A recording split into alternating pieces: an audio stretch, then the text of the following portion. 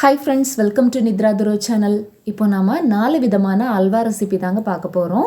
முதல்ல அல்வா பண்ணுறதுக்கு ஒரு முடி தேங்காவை துருவி எடுத்துக்கலாம். துருவி எடுக்கிற தேங்காவில் ப்ரௌன் கலர் அதிகமாக இல்லாத மாதிரி துருவி எடுத்துக்கணும். இப்போ இதை நம்ம மிக்ஸி ஜாரில் சேர்த்துக்கலாம். இந்த அல்வா பண்ணுறதுக்கு நெய், எண்ணெய் எதுவுமே தேவையில்லைங்க. தேங்காய் எல்லாத்தையும் மிக்ஸி ஜாரில் சேர்த்தாச்சுங்க. இதோட இப்போ 1.5 கப் அளவுக்கு தண்ணி சேர்த்துக்கலாம். தண்ணி சேர்த்ததும் தேங்காவை நல்லா அரைச்சி எடுத்துகிட்டு வந்துடணும். இப்போ தேங்காவை நல்லா அரைச்சி எடுத்துகிட்டு வந்தாச்சுங்க. இந்த மாதிரி அரைப்பு எடுத்துக்கோங்க. அதில் தேங்காவை விட்டு பால் பிழிஞ்சு எடுத்துக்கலாம். இப்போ தேங்காய் பால் பால் தான் எடுத்துகிட்ருக்கோம். அதை ஒரு பாத்திரத்தில் எடுத்து வச்சுக்கோங்க. இப்போ பால் எடுத்த பாத்திரத்தை தனியாக வச்சுக்கலாம். பால் எடுத்த தேங்காவை மறுபடியும் மிக்ஸி ஜாரில் சேர்த்துக்கலாம். இதோடவே 1.5 கப் அளவுக்கு தண்ணி சேர்த்துக்கலாம். சேர்த்துட்டு மறுபடியும் இதை ஒரு வாட்டி அடித்து எடுத்துகிட்டு ரெண்டாவது பால் பிழிஞ்சு எடுத்து வச்சுக்கணும். ரெண்டாவது பால் எடுக்கும்போது அதை இன்னொரு பாத்திரத்தில் எடுத்து வச்சுக்கோங்க. பால் ரெண்டாவது பால் ரெண்டுமே தனித்தனி பாத்திரத்தில் தான் எடுத்து வச்சுக்கணும். ரெண்டாவது பாலும் பிழிஞ்சு எடுத்தாச்சுங்க. இப்போ ரெண்டாவது பாலோட 1 கப் அளவுக்கு மைதா சேர்த்துக்கலாம். இப்போ மைதாவை பாலோடு சேர்த்து நல்லா கெட்டி எதுவுமே இல்லாமல் நல்லா மிக்ஸ் பண்ணி எடுத்துக்கலாங்க. இது நல்லா கரைச்சிட்டு தூக்கி விட்டோன்னா இந்த மாதிரி நல்லா தண்ணியாக விழணும் கீழே. இந்த மாதிரி நல்லா கரைச்சி எடுத்துக்கோங்க. இப்போ இது இப்படியே இருக்கட்டும். இப்போ ஸ்டவ் ஆன் பண்ணிவிட்டு ஒரு பாத்திரம் வச்சுருக்கேங்க. அதில் 2 கப் சீனி சேர்த்துக்கிறேன்.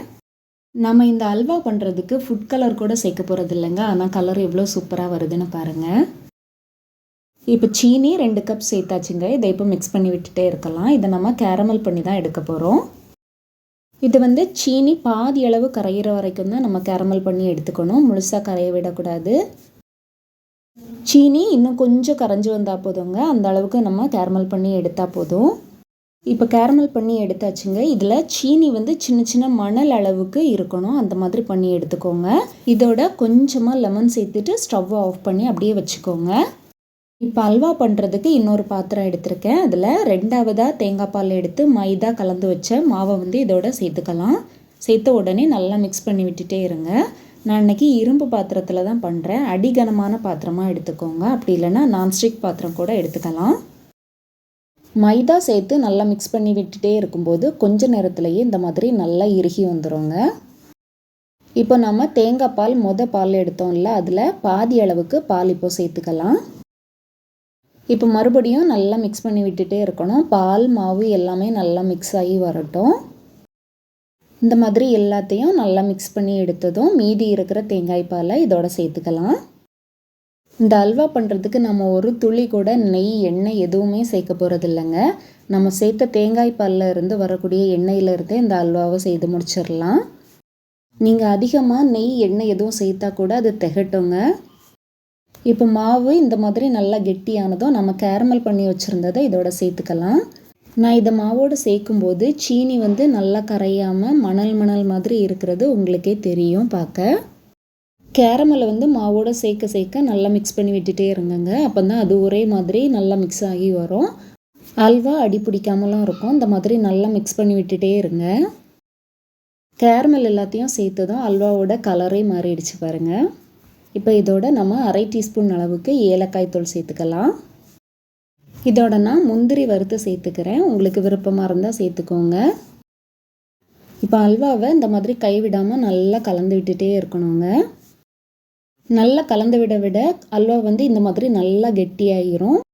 அல்வா எப்படி உருண்டு வருது பாருங்கள். இதை நம்ம மிக்ஸ் பண்ணி விடும்போது பாத்திரத்தில் சின்னதாக நொர மாதிரி வரும். அப்போ நமக்கு அல்வா நல்லா ரெடி ஆகிடுச்சுன்னு தெரியும். அதே மாதிரி ஆப்பையிலேருந்து தூக்கி விடும்போதும் அல்வா ஆப்பையிலேருந்து உடனே கீழே விழாதுங்க. இந்த மாதிரி இருக்கணும். இப்போ நமக்கு அல்வா சூப்பராக ரெடி ஆகிடுச்சு. ஸ்டவ் ஆஃப் பண்ணிடலாம். இப்போ இன்னொரு பாத்திரத்தில் நம்ம அல்வாவை சேர்த்துக்கலாங்க. இது நல்லா ஆறி வரணும். இனி அல்வா சாப்பிடணுன்னா கண்டிப்பாக கடையில் வாங்க மாட்டீங்கங்க. இந்த மாதிரி அல்வா செய்து சாப்பிட்டு பாருங்கள். டேஸ்ட்டு நாக்கிலேயே நிற்கும். இப்போது தேங்காய் பால் அல்வா எப்படி பண்ணுறதுன்னு பார்க்கலாம். அல்வா பண்ணுறதுக்கு நான் ஒரு தேங்காய் எடுத்திருக்கேங்க. இந்த தேங்காயில் ப்ரௌன் கலர் அதிகமாக இல்லாத மாதிரி துருவி எடுத்து வச்சுக்கணும்.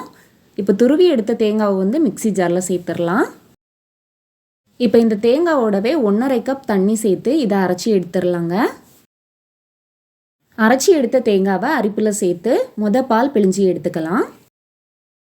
பால் எடுத்ததை நம்ம தனியாக வச்சிடலாங்க. இப்போ புழிஞ்சு எடுத்த தேங்காவை மறுபடியும் மிக்ஸி ஜாரில் சேர்த்துட்டு 1 கப் அளவுக்கு தண்ணி சேர்த்துக்கலாம். சேர்த்துட்டு இதை 2வது பால் புழிஞ்சு எடுத்து வச்சுக்கணும். தண்ணி அதிகமாக சேர்க்கக்கூடாதுங்க. சேர்த்தா அல்வா பண்ணுறதுக்கு ரொம்ப நேரம் ஆகும். நான் சின்ன கப்பில் தான் அளவு எடுத்திருக்கேன். அல்வா பண்ணுறதுக்கு அடிகனமான பாத்திரம் இல்லாட்டி நான்ஸ்டிக் பாத்திரம் எடுத்துக்கோங்க. அதில் நம்ம எடுத்து வச்ச பாலை அளந்து சேர்த்துக்கலாங்க. நான் எடுத்த பால் 2 கப் அளவுக்கு இருந்தது. அதை அதில் சேர்த்துக்கிறேன். இப்போது அதே பாத்திரத்தில் 2வது பாலை புழிஞ்சி எடுத்து வச்சுக்கலாம். தேங்காயில் 2வது பால் நம்ம 1 கப் தண்ணி சேர்த்து எடுத்திருந்தோம். இப்போ 1 கப்போட 3 டேபிள் ஸ்பூன் சோள மாவு சேர்த்துக்கலாங்க. 1 கப் தேங்காய் பாலுக்கு 1 டேபிள் ஸ்பூன் சோள மாவு கரெக்டாக இருக்குங்க. அந்த மெஷர்மெண்ட்டில் எடுத்துக்கோங்க. இப்போ சோள மாவு சேர்த்ததும் கட்டி எதுவுமே இல்லாமல் நல்லா கரைச்சி எடுத்துக்கலாம். நம்ம எடுத்து தேங்காய் பாலை அல்வா பண்ணுறதுக்கு பாத்திரத்தில் சேர்த்துருந்தோம்ல, அந்த பாலோட இப்போ நம்ம 2வது பாலில் மாவு கரைச்சதை சேர்த்துடலாம். மாவை சேர்த்ததுமே கைவிடாமல் கலந்து விட்டுட்டே இருக்கணுங்க. அப்போ தான் ஒரே மாதிரி வெந்து வரும். சோள மாவு சேர்த்து கொஞ்ச நேரத்திலேயே மாவு நல்லா வெந்து இறுக்கமாக ஆரம்பிச்சிருங்க. பாருங்கள், கொஞ்சம் கொஞ்சமாக இறுக்கமாயிட்டே இருக்குது. இதை நம்ம கைவிடாமல் நல்லா கலந்து விட்டுட்டே இருக்கணும். இப்போ இதோட வாசனைக்காக 3 ஏலக்காய் பொடிச்சு இதோட சேர்த்துக்கிறேன். வீட்டுக்கு கெஸ்டெல்லாம் வந்தால் கூட இந்த அல்வாவை டக்குன்னு செய்திடலாங்க. ரொம்ப டைமே ஆகாது. ஆனால் டேஸ்ட் சூப்பராக இருக்குங்க. இப்போ நம்ம நல்லா கலந்து விட நல்லா இறுக்கமாயிடுச்சு. இதோட நம்ம சீனி சேர்த்துக்கலாம். 1½ கப் சீனி சேர்த்துருக்கேன். 3 கப் பால் எடுத்தோம். அதுக்கு 1½ கப் சீனி நான் சேர்த்துருக்கேன். அதே கப்பில் தான் சேர்த்துருக்கேன். சீனி சேர்த்ததும் மறுபடியும் கொஞ்சம் நேரத்துக்கு கலந்து விட்டுட்டே இருக்கணுங்க. அதுக்கப்புறமா நம்ம நெய் சேர்த்துக்கலாம். இப்போ நான் 2 டேபிள் ஸ்பூன் நெய் சேர்த்துக்கிறேன். நெய்யை ஒரே நேரத்தில் சேர்க்காம முதல்ல கொஞ்சமாக சேர்த்துக்கோங்க. அதுக்கப்புறமா கொஞ்சம் கலந்து விட்டுட்டு மறுபடியும் கொஞ்சமாக சேர்த்துக்கலாம். இப்போ மறுபடியும் 1 டேபிள் ஸ்பூன் நெய் சேர்த்துக்கிறேன். நெய் அதிகமாக சேர்க்க வேண்டாங்க. ஏற்கனவே தேங்காய் பாலில் இருந்து எண்ணெய் வரும். அதனால நெய் அதிகமாக சேர்க்க வேண்டாம். இப்போ அல்வா பதம் வர ஆரம்பிச்சிடுச்சுங்க. பபிள்ஸ் எல்லாம் பெரிய பெரிய பபிள்ஸாக வருது பாருங்கள். இந்த மாதிரி வரணும். அல்வாவோட கலரும் நல்லா மாறிடுச்சு பாருங்கள். இப்போ நம்ம ஸ்டவ்வை ஆஃப் பண்ணிடலாம். இப்போ இதை ஆற விட்டுட்டு எடுத்து வச்சு சாப்பிட்டு பார்த்தீங்கன்னா அவ்வளோ சூப்பராக இருக்குங்க. கண்டிப்பாக நீங்களும் வீட்டில் ட்ரை பண்ணி பாருங்கள். இப்போ ரொம்ப கம்மியான நேரத்தில் பாம்பே அல்வா எப்படி பண்ணுறதுன்னு பார்க்கலாம். இப்போ அல்வா பண்ணுறதுக்கு ஒரு பாத்திரத்தில் 1 கப் அளவுக்கு கார்ன்ஃப்ளவர் எடுத்துருக்கேங்க. இப்போ மாவு எடுத்த அதே கப்பில் 3 கப் அளவுக்கு தண்ணி சேர்த்துக்கலாங்க. இதோட தண்ணி சேர்த்ததும் இதை நல்லா கரைச்சி எடுத்துக்கணுங்க. இதில் கட்டி எதுவுமே இல்லாத மாதிரி நல்லா கரைச்சி எடுத்துக்கோங்க. பாருங்கள், இந்த மாதிரி நல்லா கரைச்சி எடுத்துக்கணும். மாவை கரைச்சி எடுத்ததும் இப்போ அது அப்படியே இருக்கட்டும்ங்க. இப்போ ஸ்டவ் ஆன் பண்ணிவிட்டு அதில் ஒரு பாத்திரம் வச்சுருக்கேன். அதில் 3 கப் அளவுக்கு சீனி சேர்த்துக்கலாங்க. மாவு எடுத்து அதே கப்பில் 3 கப் அளவுக்கு சீனி சேர்த்துக்கோங்க. இதோடவே 2 கப் அளவுக்கு தண்ணி சேர்த்துக்கலாங்க. இதுக்கு பாகுபதம்லாம் எதுவுமே பார்க்க வேண்டாங்க. சீனி நல்லா கரைஞ்சி மட்டும் வந்தால் போதும். சீனி இப்போ முழுசாக கரைஞ்சி நல்லா கொதி வந்துடுச்சுங்க. நம்ம ஏற்கனவே மிக்ஸ் பண்ணி வச்சுருந்த மாவை மறுபடியும் ஒரு வாட்டி மிக்ஸ் பண்ணி விட்டுட்டு இதோட சேர்த்துடலாம்.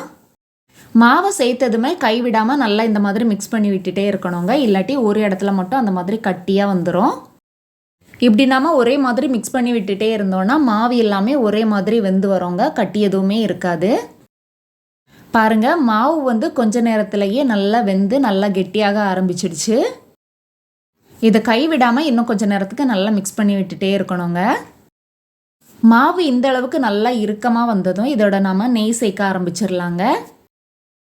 நெய்யை மொத்தமாக சேர்க்கக்கூடாதுங்க. கொஞ்சம் கொஞ்சமாக சேர்த்து மிக்ஸ் பண்ணி விட்டுட்டே இருக்கணும். முதல்ல நான் 1 டேபிள் ஸ்பூன் அளவுக்கு சேர்த்துருக்கேன். சேர்த்துட்டு அதை நம்ம நல்லா மிக்ஸ் பண்ணி விடணும்.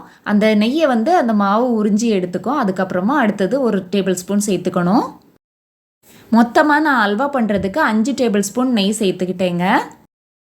நெய் சேர்த்து நம்ம மிக்ஸ் பண்ணி விடும்போது மாவு நல்லா வெந்து நல்லா சுருண்டு வரோங்க. மாவு இப்போ முன்னாடி இருந்ததை விட நல்லா கெட்டியாக ஆரம்பிச்சிடுச்சுங்க. நெய் எல்லாமே சேர்த்து நல்லா மிக்ஸ் பண்ணி விட்டதும் இதோட ஃபுட் கலர் சேர்த்துக்கலாங்க. ஃபுட் கலர் ஆப்ஷனல் தான். உங்களுக்கு வேணும்னா சேர்த்துக்கோங்க. ஃபுட் கலர் சேர்த்தோன்னா நம்ம கடையில் வாங்குகிற அல்வா மாதிரியே அப்படியே இருக்குங்க. அதனால நான் ஃபுட் கலர் சேர்த்துக்கிறேன்.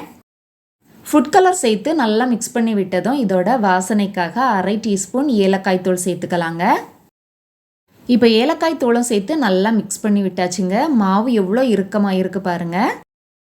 இப்போ இதோட நான் முந்திரி சேர்த்துக்கிறேங்க. முந்திரி சின்ன சின்னதாக கட் பண்ணிவிட்டு சேர்த்துருக்கேன்.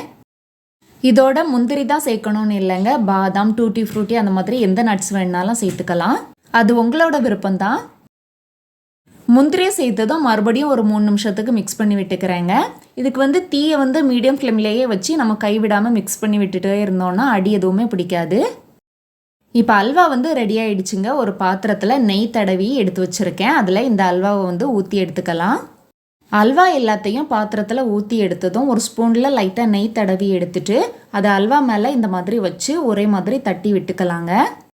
இந்த மாதிரி சமமாக வச்சுட்டு இப்போ இதை நல்லா ஆற விட்டுறலாங்க. நல்லா ஆறுனதும் இதை நம்ம பீஸ் போட ஆரம்பிச்சிடலாம். பாருங்கள், இப்போ நல்லா ஆறி வந்துடுச்சு. இதை இப்போ நம்ம கட் பண்ணி எடுத்துடலாங்க. நம்மளோட பாம்பே அல்வா சூப்பராக ரெடி ஆகிடுச்சு. இப்போது வெற்றிலை அல்வா எப்படி பண்ணுறதுன்னு பார்க்கலாம். அல்வா பண்ணுறதுக்கு 5 வெத்தலை எடுத்திருக்கேங்க. அதில் காம்பை எடுத்துடலாம், காம்பை சேர்க்க வேண்டாம். இப்போ இந்த வெத்தலை 2-3 பிச்சு மிக்சி ஜாரில் சேர்த்துக்கலாம். இதோடவே 1/4 கப் தண்ணி சேர்த்து இதை நல்லா அரைச்சி எடுத்துகிட்டு வந்துடலாங்க. வெத்தலை அரைச்சி எடுத்தாச்சு. இப்போ இந்த மாதிரி சின்ன தூரம் உள்ள அரிப்பாக எடுத்து அதில் ஃபில்டர் பண்ணி எடுத்துக்கலாம். அரைச்சி எடுத்த வெத்தலை சாறை அப்படியே வச்சிடலாங்க.